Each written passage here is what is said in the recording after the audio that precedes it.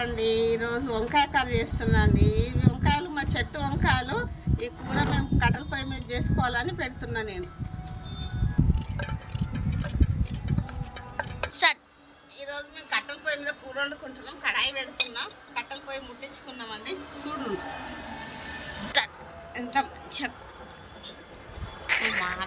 కట్టెల పొయ్యి ముట్టించుకున్నాం. ఇప్పుడు మనం నూనె పోసుకొని మంచిగా రొయ్యలు వేసుకోవాలండి. ఇప్పుడు మనం రొయ్యల కూర, టమాటా రొయ్యలు, వంకాయ వేసేటప్పుడు చెప్తాం మళ్ళీ మీకు. ఇప్పుడు ఉల్లిపాయలు వేసేసుకుంటున్నా. ఉల్లిపాయలు వేగిన తర్వాత అప్పటి వరకు మనం రొయ్యలు కడుక్కోవాలండి.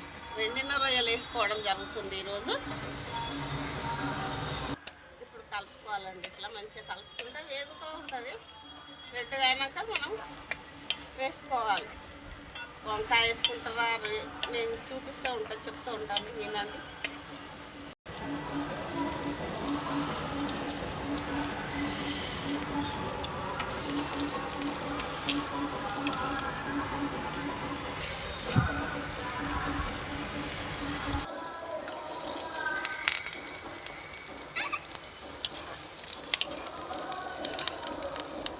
కూడా వేసుకుంటున్నాండి. కొంచెం పచ్చిమిరపకాయలు కట్ చేసుకొని వేసుకుంటున్నాం.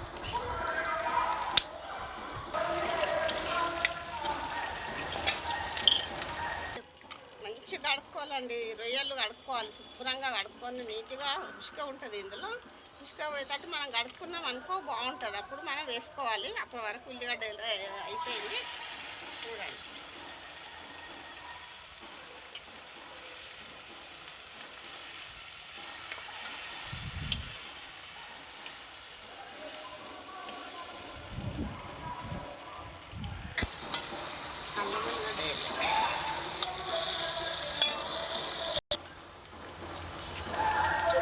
పసుపు వేసుకున్నా,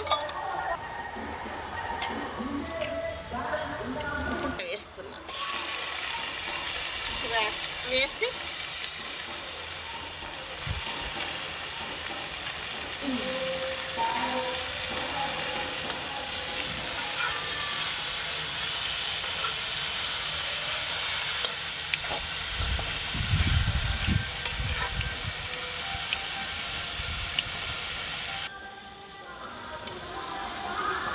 ఇప్పుడు వంకాయ కూడా వేసుకుంటున్నాను. నల్ల వంకాయ కూడా వేసుకొని చిక్కుడుకాయ, వంకాయ, రొయ్యలు, టమాటా వేసుకొని కర్రీ చేసుకోవాలి. చాలా మంచిగా అవుతుంది.